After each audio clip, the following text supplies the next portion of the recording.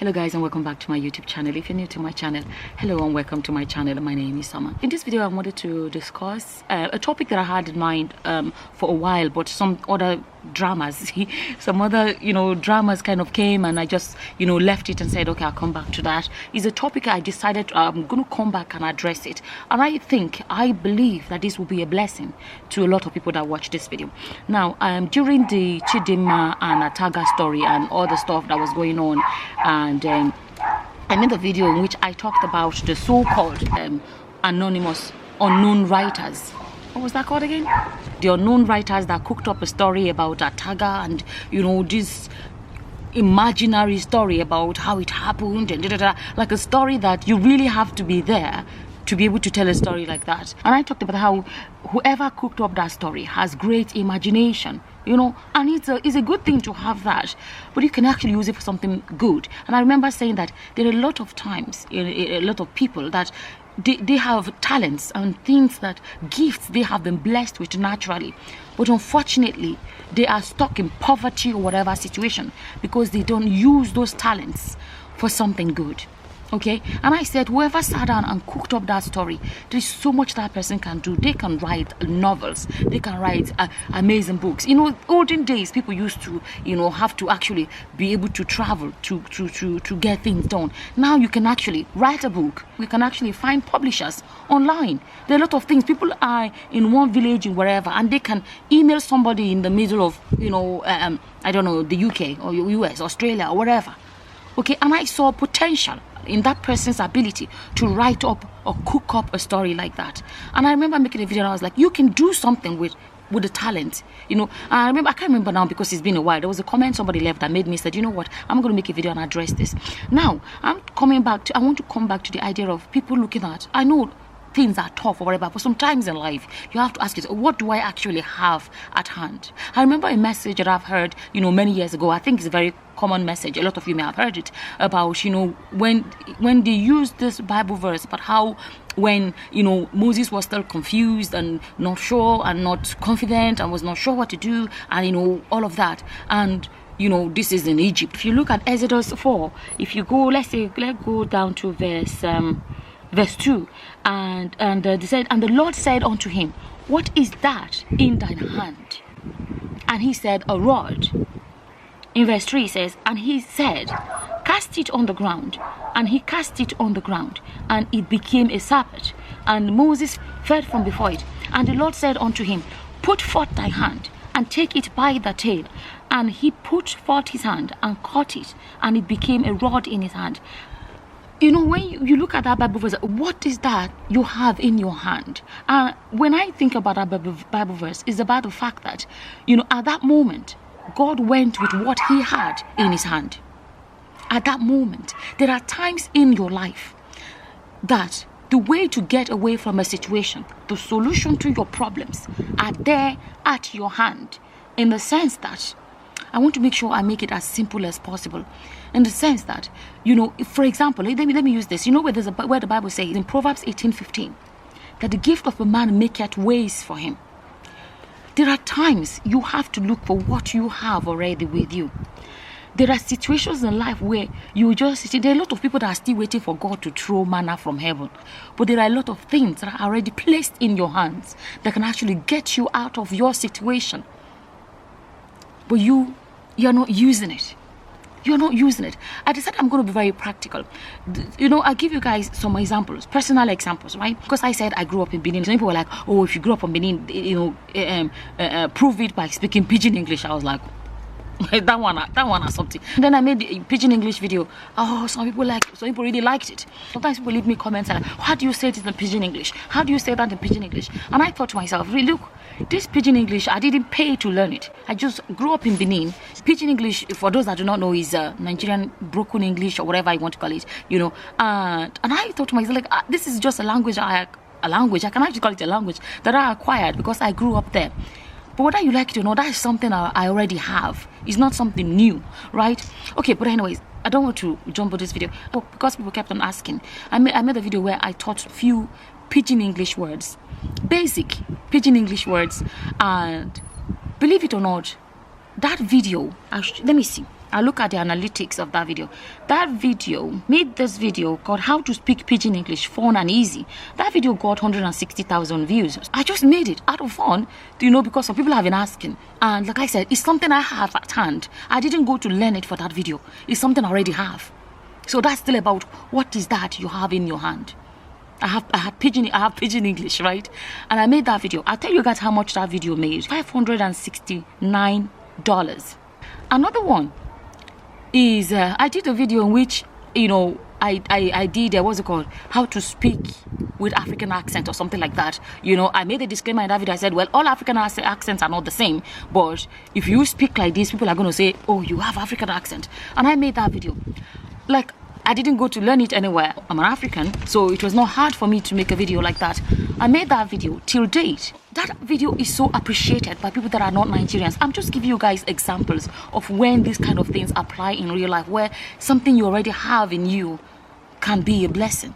That you didn't even, can be a blessing. That you can use it for something. You don't waste it. You use it for actually something. Unlike this so-called, what is it called now? The anonymous writers that cooked up a Taga story, the Chidinma Taga story. They would have gained nothing out of that, apart from just create a false narrative.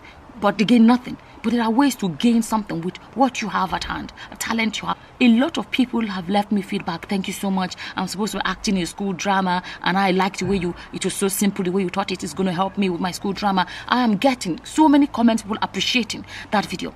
Now, like play, it was a fun video. I just made it. Do you know what? That video, you see, I don't typically talk money on my channel, but I felt like maybe I should use this to explain to people. I just felt like I have to use it to explain to people what I'm trying to say. Okay, I said how to speak perfect African accent, and that video got 115,000 views. And I find that when I make videos that attract more of international attention, they seem to make more money, to be honest with you. But I don't do my videos like, okay, this is what makes more money, let me discuss it. I'll discuss whatever I want, whatever topic that I want to, whatever I'm led to do, or whatever I really want to, passionate, something that I really feel like talking. I don't come and say, okay, this is what makes more money, let me do it. No. If I address a topic that is not, there is nothing there, I'm just addressing it, but it won't flow. But if there's something that I really want to talk about, I talk about it with so much ease. I don't struggle to talk about it because it's there. The passion to talk about it will just come naturally. But anyways, okay, now going back to this, the how to speak Nigerian African accent. I mean, $476 just by making that. I'll give you guys another example. One of my videos that I made it because there was so much going on. People say, put this on your, I call it William, okay? Put it on your manhood, whatever you want to call it. At the time, there was a lot of videos about if you put this on your William, you put this on your manhood, it will make it blah blah blah. When I saw those videos, I was like, what? What is, like, honestly? And I wanted to talk about it. It's I don't jump on topics, something that I actually want to talk about. And I made a video to address it. I made that video and I said, don't go putting toothpaste on your whatever. And that video got 1.5 million views. Okay, 1.5 million views. At the end of the day, I did not go and gain a new knowledge before I made that video. I just simply talked about it. Being a nurse or being somebody that if something's on my mind, I want to talk about it. Those are things that I already have at hand. I'm already a nurse. So it's already something I have at hand. And that I'm passionate about addressing topics that I want to address. It's something I already have at hand. Okay? $4,053. Did you see that? I'm still going back to talking about using what you have. Like my case is different, right? Because I honestly didn't expect these videos to do as well as they did. But it's just something that naturally there are a lot of things already there in you that can actually be a blessing in your life. I know some people say, oh, this video did so well, why didn't you keep doing it? I don't go by, oh, this is my top earner, or it's about the money, whatever. It is a topic. I go about a topic that hits me, that I feel like, oh, I need to address this topic. For me, it's about the topic that I want to address. My passion typically, or my energy grows when there's a topic that I really want to address. I'm not going to say, oh, because that video did well, okay, let me always address. No. I'm that kind of person that I talk about what comes within me, that I am passionate to address this topic or address that topic or address. I think if I come here and now say, okay, because that video did well, keep doing that kind of video, I'll be bored, Steve. It's not going to come naturally from me. Okay, so that's not even where my video is going to. What I wanted to address is the idea of using what you have, the knowledge you have, pass it on. And then we have a YouTube as a platform. It's just use what you have. Even when they were at the Red Sea and they got there, begin to panic. What do we do? What do we do? God did not say, go and bring a shovel or bring watering hose. Let's drain the sea, whatever. God says, spread out your hands. It is what was within him. A lot of people today have to actually look within them. They didn't need to go get a new gadget or something new or no. God used what was within him at that moment to solve a problem. There are a lot of people today that the problem is this. They are not using what they have been given naturally. What is already within them to get out of their situation. A lot of people have so many blessings. And so many gifts that they have been blessed with. But they are not using them. They are waiting for money to fall from heaven. They are waiting for manna to fall from heaven. They are not sitting back and say, what do I have in my hands? What do I have within me? Another example, I think I'll finish with this video. This particular example. I try to use my personal examples because it's not story, it is personal. I remember when I was in nursing school and I was struggling to pay my fees and everything. So I started working part-time as a care assistant. There are a lot of places that agencies that will employ, student nurses to work as care assistants. So I would do that at the weekends, and during the week I go to school. So there was this hospital I went to work in. The agency sent me there. I have this obsession, which is a natural thing that I have in me, that if I'm cleaning, it has to be thorough. Like, I'm obsessed with cleaning. Like, how do I say it? I'm too obsessed when it comes to cleaning. Our job in that particular hospital involved washing all the beds and changing the sheets and stuff like that. My battery died, so I had to put another battery in. So I did that job that day. I was tired, but I'm that type of person that I'm obsessed. I'm very thorough with when I do cleaning, especially. I'm very thorough when I do cleaning. And I worked my ass off. Like, I came home that day tired and burnt out. And after, the nurses would come to me and be like, wow, like, they'll be so impressed. When I finished the shift on the day, they would, thank you so much, I went home. And then the next thing, the agency that sent me there, they rang me and said that the manager of the hospital, the nursing manager of the hospital called them and asked for me, that she said she wanted me. Look, and I said, but I'm not on call, because you have to actually put your name down and be like, I want to work. Like, that agency, you have to put your day, okay, I'm free to work this day. If you have shift, give me. But I wasn't even free to work. The woman called and asked for me, and I was like, they said she wanted me specifically. I was confused thinking about it. And then later it dawned on me. What happened was that when I left, those nurses actually said it to her that girl can work. They went, like, basically told her that I was too good. Okay? And what did I do? All I did was that my natural thing that I have, that I just love to clean. When I clean, I clean. I remember when we were kids, our house was white and black. A lot of you will know that kind of tile. That is one white square, a black square. And we used to clean in the house on the Saturdays. At the time, one relative came to stay with us, and we shared the jobs. And then I cleaned my room that I was supposed to clean, and then she cleaned the room she was supposed to clean. But the one she cleaned was so bad that I was asked to go clean the room she cleaned because she did it so badly. I was annoyed because I felt like, why should I have to do it? Because, I'm good at doing it, but I've already done my one, and I decided that I'm going to do it badly. And I remember, I think back now, I laugh. I remember that I went there and I tried to do it badly. I just couldn't.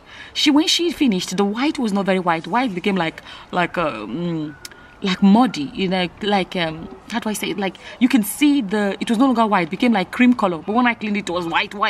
I tried to do it badly. I was a kid then, maybe like 11 or something, I don't know. I remember I decided, I'm going to do it badly so that they will no longer be asking me to do somebody else's job. You believe that my obsession with cleaning was so bad that I couldn't even bring myself to do it badly. When I did it, I walked away. Like, when I do one section, I look back, I was so uncomfortable with it, and I ended up doing it well because I just couldn't take seeing it being done badly. So that is another thing that I can say. I have it in me naturally. You understand? And I'm going back to that thing about what is that you have in your hand. And that is what happened at that job that I did that day. And that was how this job started calling for me all the time, and I started kind of like doing shift. At the end of the day, that became the only place the agency sent me, because the manager of that place, they call it the nursing manager, was always calling for me. And it became where at the end of the day, it became that every weekend I had guaranteed shifts that I was going to work. After a while, you won't believe that they actually asked me, why don't you apply so that you become our staff? And then I applied in that hospital. That became where I did my weekend jobs, and every weekend. And then during the summer break, I worked through the summer. I didn't have to start hustling for shift or whatever, work or shift or anything. That became where I worked, and that was how I was able to fund my education. Okay? I'm still going back to, what is that thing you have in your hands? Don't sit back and expect God to. There are a lot of ways God wants to bless you, but He is looking at you and is saying to you, Ola, Bisi, Chukwudi, Njideka, Habiba, Ahmed, what is that thing you have in your hands? Peter, Stella, what is that thing you have in your hands? And He is waiting for you to use what He has already given you to get to where you are going. But you are sitting down, or you're not using it properly. You're not using it properly. Some people, they have this ability to talk. Some people know how to talk. Some people know how to talk. Some of us, we can talk. Some people, they have the ability to open their mouth and speak. They will use it and gossip from one compound to the other and blah, blah, blah. Why somebody else can use it to preach the gospel? Somebody else can use it to speak up about situations in the country. Somebody else can use it. The thing is this, what is that thing you have in your hand? I'm bringing it back to speak about people that could cook up a story that sounded so real about Ataga and Chidima. If those people tomorrow night, you come out and find out that they're just keyboard warriors, and they may be poor and starving and hungry, and they'll be waiting for blessings from one left, but they have something amazing that they can use to do something with their lives, and they are waiting for miracle. Even though the miracle is already in their hands, the ability to imagine and cook up a story. Like I said, there's something I really wanted to share, because I felt like it would be a blessing in somebody's life. So, some of the things you're looking for to happen in your life, they are within your grasp. They are within your grasp, but you're doing nothing with the natural talent that is within you. I said, let me come here and share it. Some people may not take it, but why I wanted to share this video. If you watch, I don't discuss money on my YouTube. I don't discuss it. I have some videos I never get monetized because, there are some topics we discuss that are controversial, whatever, you don't get monetized. I still come back tomorrow and I still talk about I still talk about it. There are a lot of videos that are not, they will not monetize because of it's controversial, or there's argument involved, or whatever topic, especially when somebody's life ended or stuff like that may not get monetized. But tomorrow, it does not stop me from coming out tomorrow and still discussing them. I really want to use this to speak to somebody I believe that this can be a blessing in somebody's life today, that they can look back and say, what is that I actually have? Let me start doing something what I have. Are you listening? Let me actually do something what I have. So that's why I say, let me come here and share it with you guys today. And to ask for you, everybody, sit back and ask yourself, what is that I have in my hand? I really hope that this video is a blessing to you as you watch it. As always, I always want people to contribute to the comment section. You may have your own testimonies or whatever you want to add or share for others. That would be a blessing to other people. Feel free to share them in the comment section below. And with that, I'm going to say thank you for watching. Until the next time, guys. Bye bye.